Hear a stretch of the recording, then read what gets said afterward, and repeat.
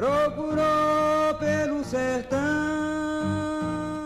Olá pessoal, bom dia, boa tarde, boa noite. Nós somos o Quinta Parede, esse podcast que vem trazendo sempre temas, discussões relacionados a filme, a cinema. E hoje nós vamos falar sobre um filme que é um marco no cinema nacional, que é Deus e o Diabo na Terra do Sol, dirigido por Glauber Rocha, nosso conterrâneo.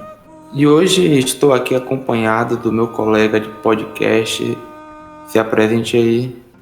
Opa, galera, Sr. D aqui. Infelizmente não temos a presença do nosso querido Enzo, né? Desempregado da quarentena e tudo mais. Mas vamos falar sobre mais um filme nacional, cara. E um muito importante, por sinal, né? Exatamente. Eu sou o John, né? Que eu acho que eu havia esquecido de falar. Mas eu acho que vocês já conhecem a minha voz. Então vamos lá, né? Vamos introduzir o filme a essa narrativa muito diferente do comum. Em uma terra onde a religiosidade é exposta de várias formas, mas na maioria delas como esperança, Manuel luta pela sua sobrevivência e da sua esposa, percorrendo diversos caminhos repletos de violência e sacrifício. Né? Eu acho que violência e sacrifício é um bom ponto para começar, John. Exatamente. E isso a gente destaca logo a princípio, porque a violência é o primeiro, digamos assim, é o primeiro gatilho, né, que ele desperta a narrativa do filme, que é quando o Manuel, né, ele se coloca numa posição de revolta em relação ao abuso de um coronel e assassina o coronel, né?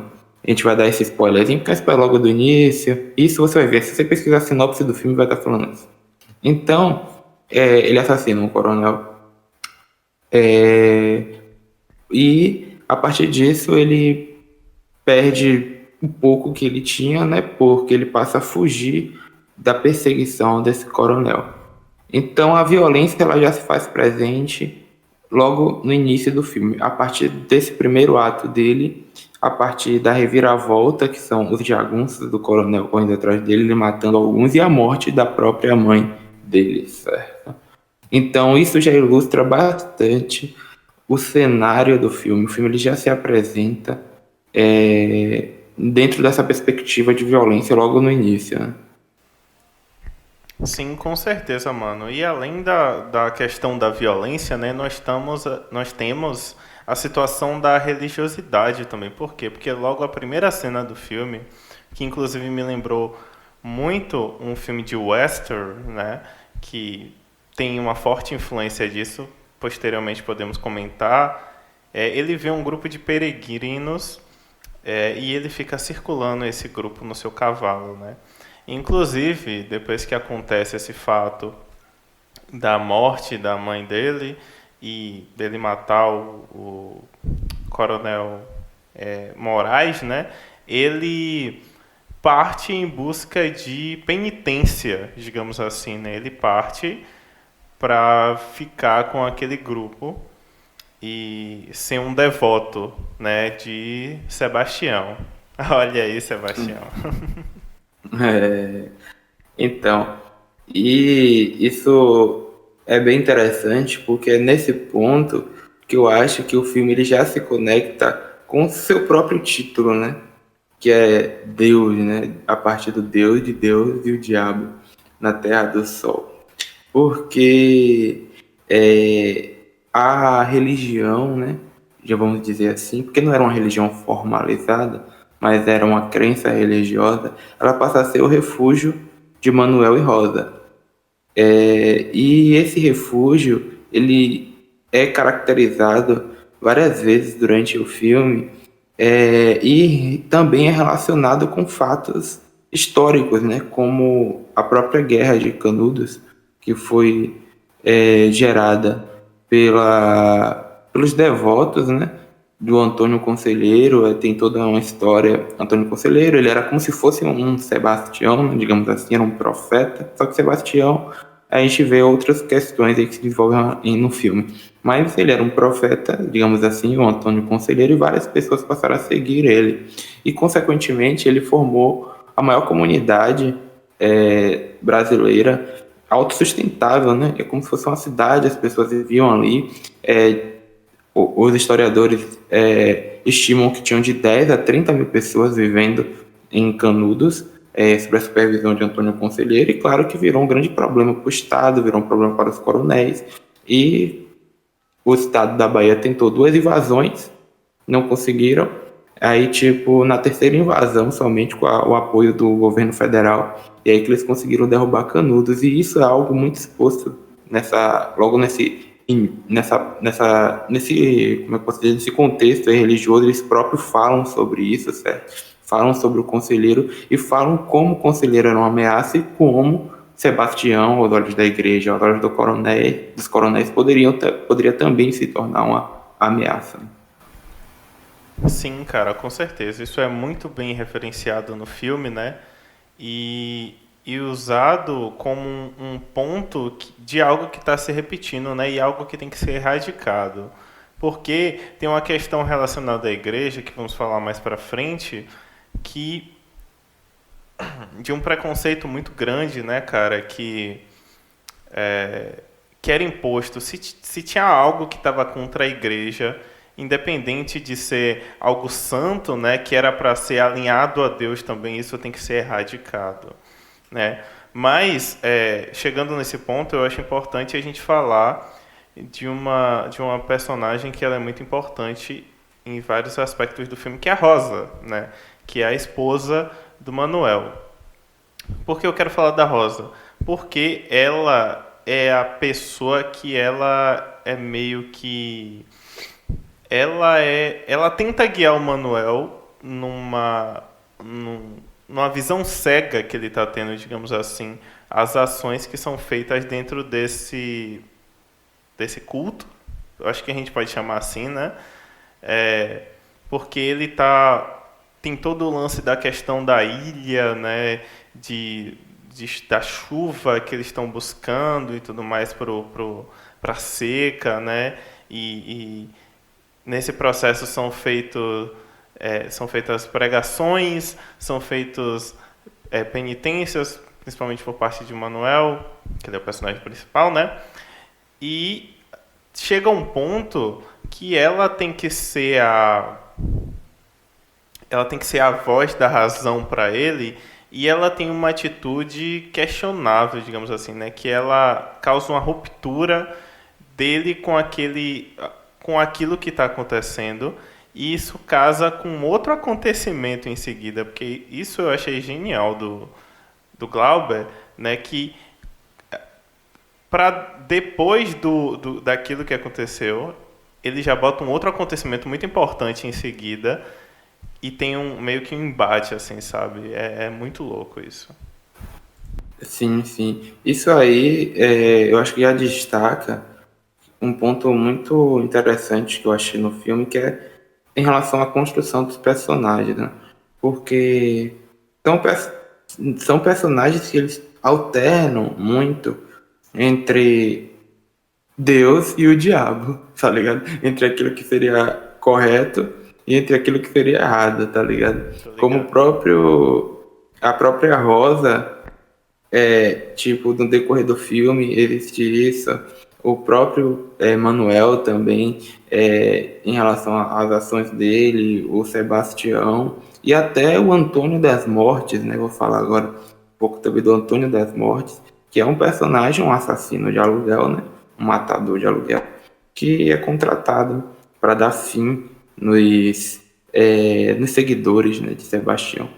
E o Antônio das Mortes, apesar de ele ser um matador de aluguel, ele também está presente, ele também vivencia essa transição entre aquilo que seria divino e entre aquilo que seria satânico, digamos assim, entre o que seria a boa atitude correta e o que não seria, porque ele é um personagem que todo momento ele está em conflito, né? Ele fala, Mas, tipo, pra mim ele é um homem de Deus, tá ligado? Tipo, ele fala, mas não seria correto, tipo, sabe? Então é muito louco essa forma como eles apresentam todos os personagens de uma forma que eles têm. Eles permeiam, né? Como eu falei, eles permeiam entre essas faces, né? Sim, cara, com certeza. Permeio mesmo. Eu acho que a intenção do Glauber, tipo, sendo muito, né, arriscado falar isso, foi justamente mostrar que todas as pessoas têm um lado bom e mal, né, digamos assim. Tem um Deus e um diabo em si, sabe? Tipo, essa dualidade, né? Tipo, é inerente do ser humano assim. E vemos isso em vários momentos, né, cara?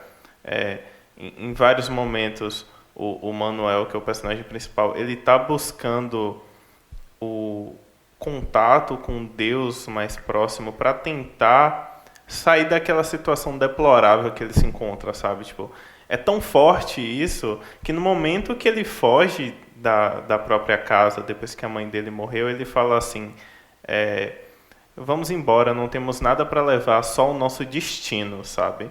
Isso é.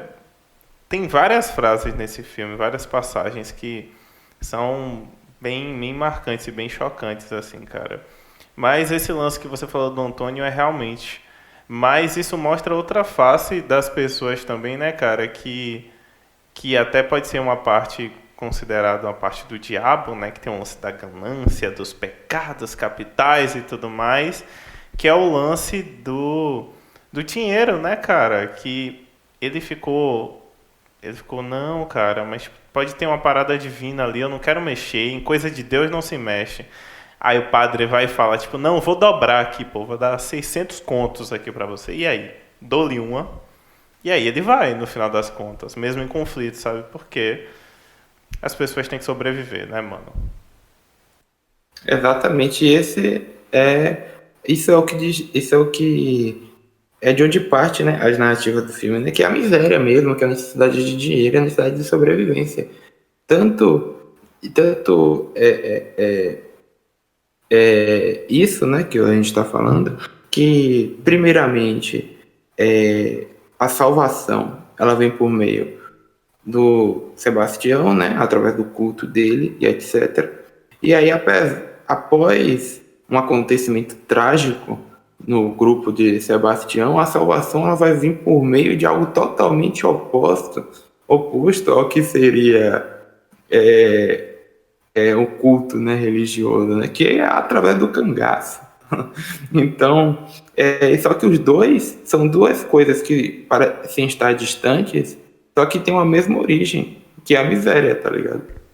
É verdade, cara. E eu achei sensacional isso, sabe, para mostrar justamente o personagem ele saindo de um caminho de penitência e buscando perdão para um caminho de total violência, sabe? Porque às vezes as pessoas têm que fazer coisas extremas para sobreviver, sabe? E era a única coisa que ele tinha como refúgio. E mais uma coisa além disso, que é introduzido na figura do Corisco, né?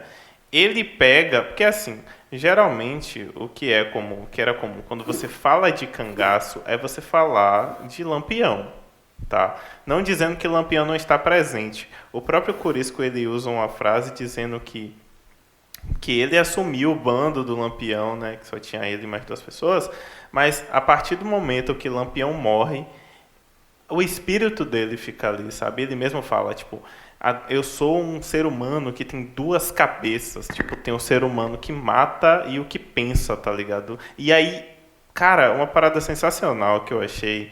Eu tô meio Enzo hoje, sabe? Eu tô falando bem mesmo, só falta falar, é foda, foda, tá ligado?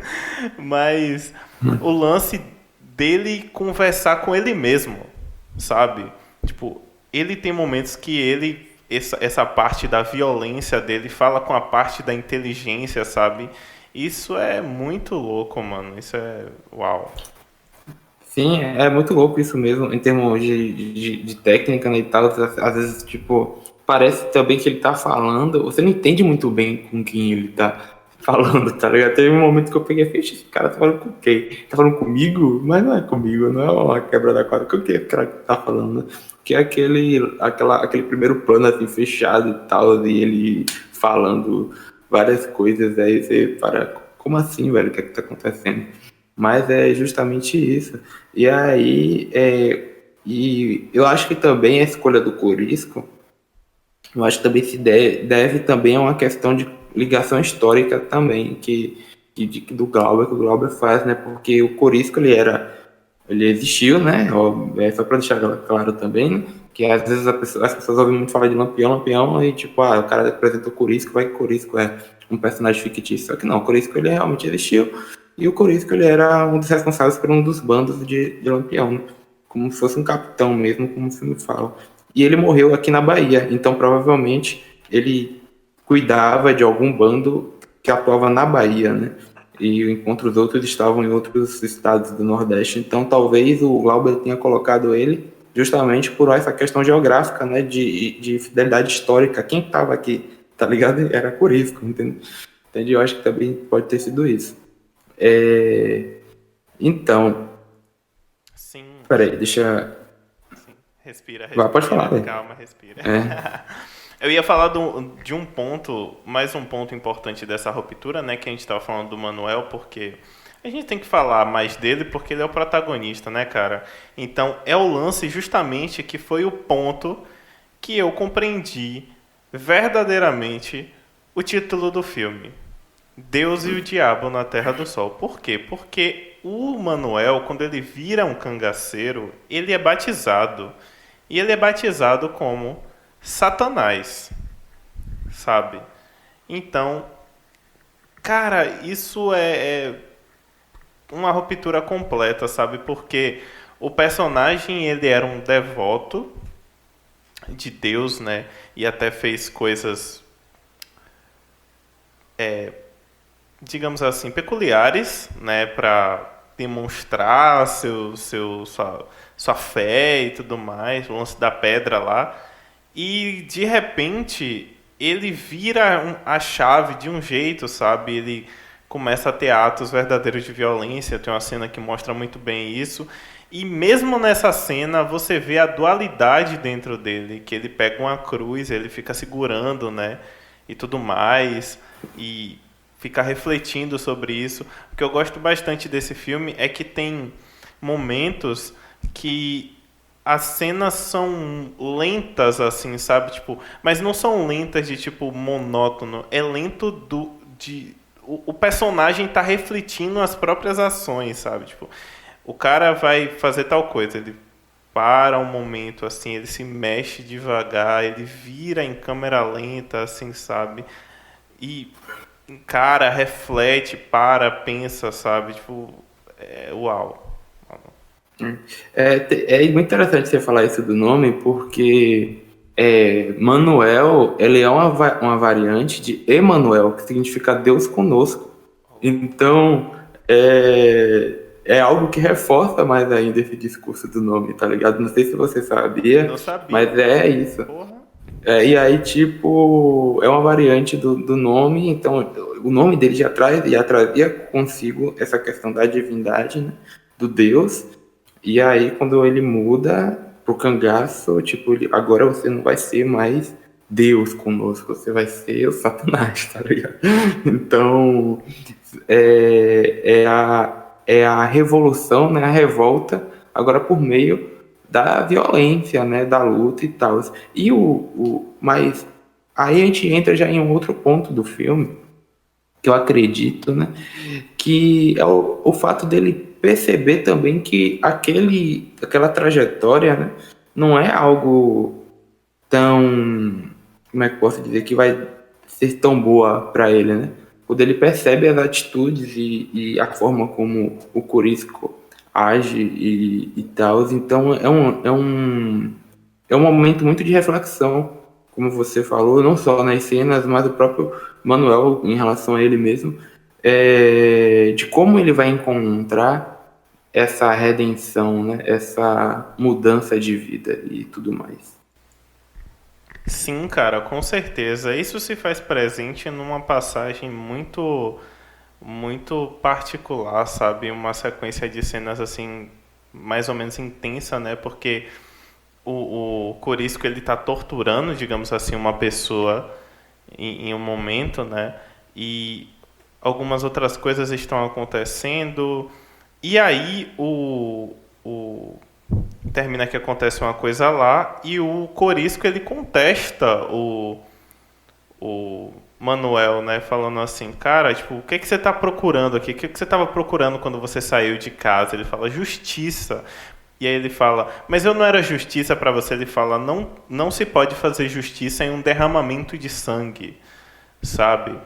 E aí eles começam a ter um embate é, religioso, digamos assim, porque o Manuel ele pensa que você pode fazer justiça com atos sem violência, né? E tudo mais, o lance da cruz, que até é contestado também pelo Corisco, e o Corisco até manda ali a braba falando assim,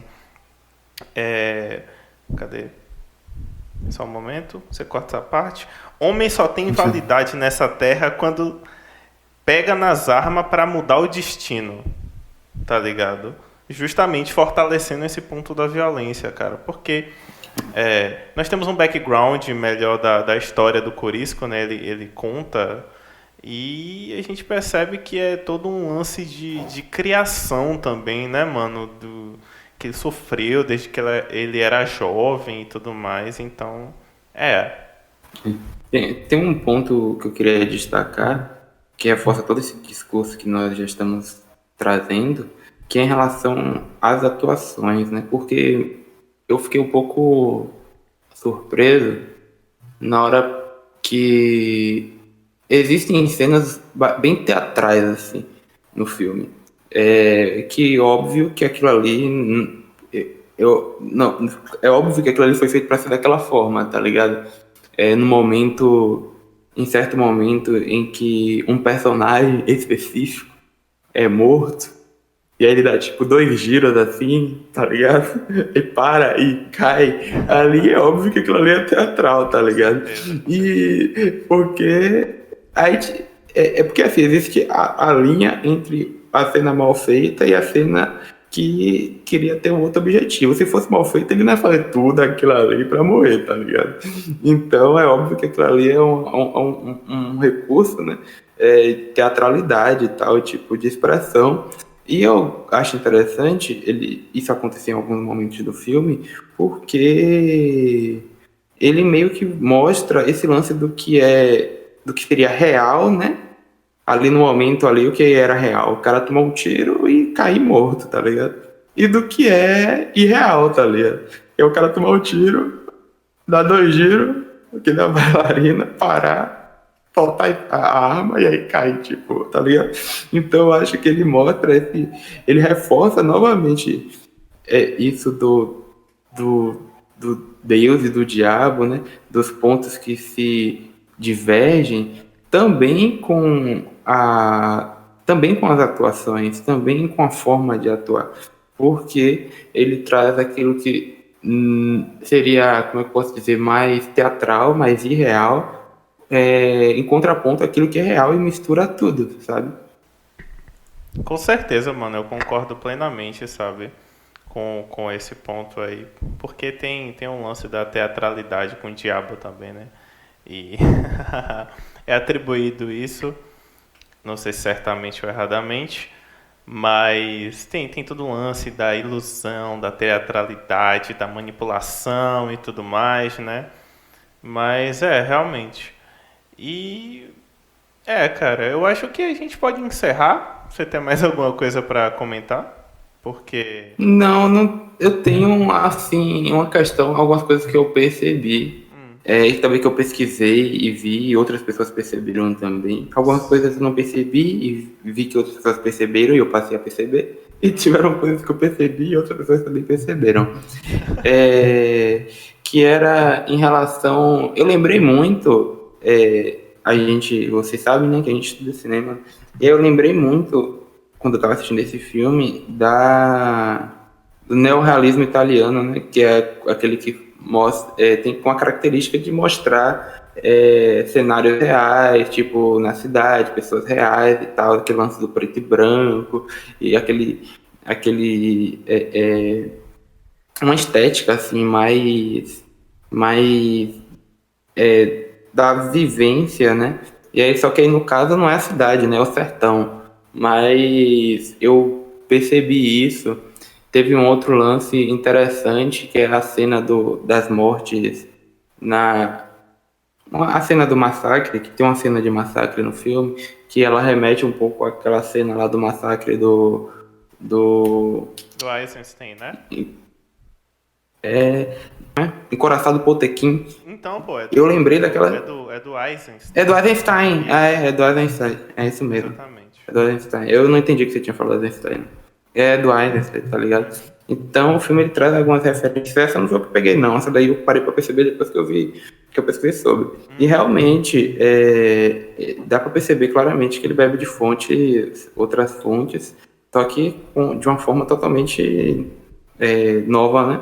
É um filme que tipo, é um dos filmes assim que eu mais tive trabalho para tentar, para conseguir entender, sabe? Não é entender a narrativa em si, mas assim pensar por que ele fez da forma que ele fez, sabe? É meio que isso. Mano, sim. Esse lance das referências que você falou, eu vou deixar para comentar nas curiosidades, porque eu também fiz uma pesquisa, né, importante. E tem várias, cara, tem várias. Mas eu acho que a gente pode comentar quantas paredes, né, a gente dá pra esse filme. Quantas, né? Então, fala aí, mano, quantas paredes você dá pra Deus e o Diabo na Terra do Sol? Então, né? Eu dou 5 paredes, obviamente. É um filme excelente, assim. Todo o recurso narrativo, tudo que é retratado nele se sobrepõe a qualquer. Eu acho que eu acho que a gente tem que descartar quando tiver assim. Porque, por exemplo, é um filme que também é feito com muitas pessoas comuns, pessoas que não eram atores, tá ligado? Tipo, muitas cenas que eram os moradores lá e tal, inclusive até nos créditos mostra. E eu acho que isso não cabe nem a discussão com respeito a esse tipo de atuação, né? Muito pelo contrário, é importante introduzir essas pessoas também na narrativa. E aí, todo o conjunto da obra, tanto esteticamente, etc., eu acho que ela merece 5 paredes com certeza, tá ligado?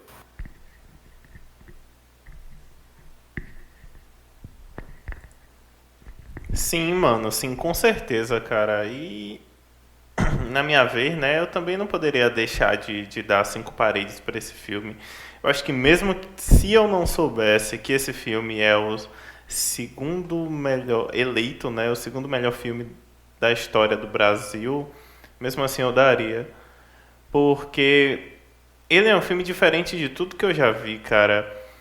Você comentou o ponto do das performances teatrais, né, que existem em alguns momentos, mas inclusive esse filme ele é a adaptação de uma peça teatral do Jean-Paul Sartre chamada O Diabo e o Bom Deus, sabe? Então faz todo sentido ter cenas assim, ter vários momentos que tem passagem de cena com música, sabe? Que eu achei sensacional isso. Que isso também é presente muito no teatro, sabe? Você ilustrar cenas sem diálogo e sim com música. Uh, o lance da forma de gravação também, no momento final mesmo, tipo, que acontece um embate importante, é mostrado... Tipo, a câmera não está perto dos personagens mostrando isso. A câmera mostra primeiramente o Antônio... de longe, e aí mostra ele se encaminhando até os personagens e a câmera vai dando um zoom para depois cortar para a cena lá, enfim. Eu achei isso muito diferente, muito particular, sabe? Eu gostei bastante. E, aliás, as referências ao western, né, cara? Tipo, Clint Eastwood, a trilha sonora, sem ser a parte musical cantada, muito parecida com Ennio Morricone, né, o pai da trilha sonora do western. E, enfim, eu realmente gostei bastante e gostei de ter quebrado a cabeça pra entender esse filme, mano. Exato, velho. Qual cenário, né? Seria melhor para um western É, brasileiro? velho. Tá Caraca. ligado? Então, é muito, muito característico esse lance do western. Sim, sim. E então, eu acho que nós podemos ir para as curiosidades, apesar de que nós acabamos falando algumas, né? Uhum. Nós falamos algumas, mas nós temos ainda algumas coisas para falar sobre o filme. Uhum. Então vamos lá, né? Eu vou falar logo sobre como eu acredito que. Não, não vou acreditar. Eu não sei se a maioria sabe, se a maioria não sabe, mas Glauber Rocha é um diretor brasileiro, óbvio, e baiano, né? Nascido em Vitória da Conquista. E o filme também ele foi todo gravado na Bahia, né? Em algumas cidades do interior da Bahia. Então, eu acho interessante falar sobre isso, porque eu citei antes sobre a presença de moradores locais e tal, e o que é importante, e isso também foi feito recentemente com um filme que estourou, que todo mundo, a galera comentou muito, que foi Bacurau, né?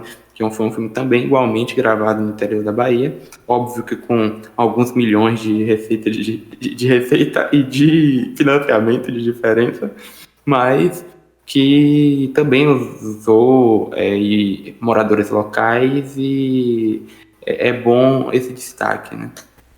Com certeza, mano, com certeza. Eu acho muito da hora quando tem filmes que eles fazem esse serviço, né, de incluir o...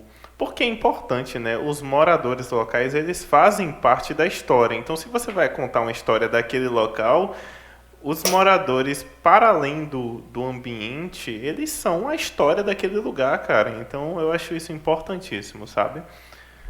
Mas eu queria falar, como bem comentamos sobre, como o John comentou sobre o Eisenstein, né, a referência à escadaria do encoraçado Potemkin, eu queria comentar mais sobre referências, porque assim, é comentado que quando Glauber Rocha fez esse filme, existe um antes, o Diabo na Terra do Sol, e um depois. Porque antigamente, antes do Diabo, curioso, os filmes brasileiros eles eram pautados muito na tragédia do Griffith, né, considerado o pai da narrativa do cinema, sabe? E depois disso foi levado para uma forma diferente, sabe? Então, como referências, podemos abordar que ele usou referências da tragédia grega, né? Presente em espetáculos e teatro mesmo. O western, que bem já comentamos. E, por fim, uma referência ao Akira Kurosawa, que eu não sei se vocês sabem, mas é um dos maiores diretores de todos os tempos também, japonês. Sim, sim, o Vocês japonês. sabem que eu Sete gosto. Samurais, até hoje eu tô pra terminar esse filme aí, porque Sim, é mano. gigante, tem 3 partes, mas eu assisti. Aham. E a referência dele é justamente a parte dos rodopios, né? Que o Corisco fica girando e tudo mais. Aquilo ali é a referência dele, cara. Então, olhe aí, galera. A quinta parede jogando conhecimento na cara de vocês. É louco porque Glauber ele tinha um discurso muito nacionalista, né? E só que as pessoas às vezes elas confundem, elas acham que tipo, o cara, como ele tinha um discurso de um cinema totalmente nacional, com a nossa própria estética e tal, que é o que é a ideia do cinema novo, né? Que é o movimento encabeçado pelo Glauber, ter uma estética nacional cinematográfica. Apesar disso, óbvio que ele teria que ter fontes, né? Ele teria de ter onde beber, né? E ele escolheu as fontes dele, né? E soube trabalhar dessa forma. E aí, a partir disso, o cinema novo, ele produz não só com Glauber, mas com outros diretores também grandes filmes. E o próprio Glauber, ele é uma figura que não só divide e serve de referência no cinema nacional a partir desse filme, né? Como também internacionalmente. porque até o próprio, agora recém-eleito, né, pelo Oscar, melhor diretor, que é o Bong Joon-ho já falou que é fã do Glauber. Martin Scorsese também já se referenciou em Glauber, então é algo que passa a ser não somente no cenário nacional, né, mas no cenário mundial e grandes diretores. Sim, mano, isso é sensacional e é referência, né, cara? Tipo, é, é muito difícil você criar uma coisa do zero, sabe? Mesmo algo, quando você cria um estilo totalmente novo, ele bebe em fontes e isso não é demérito pra ninguém, sabe? É, e o lance do nacionalismo que você falou, cara, as pessoas confundem isso com algo exacerbado, né? Porque isso tá muito presente de forma negativa hoje em dia no mundo. Isso não é nenhum problema, cara, contanto que não seja exacerbado, né? Vocês deviam seguir, primeiramente, a gente nas redes sociais, Isso. através do arroba, no Instagram, né, através do arroba, underline Quinta Parede. Nós estamos no YouTube como Quinta Parede. Estamos presentes em todas as plataformas de streaming, como Spotify, Deezer, Apple Podcast, Google Podcast, afins. E nós iremos trazer ainda novas discussões, novos quadros e tal.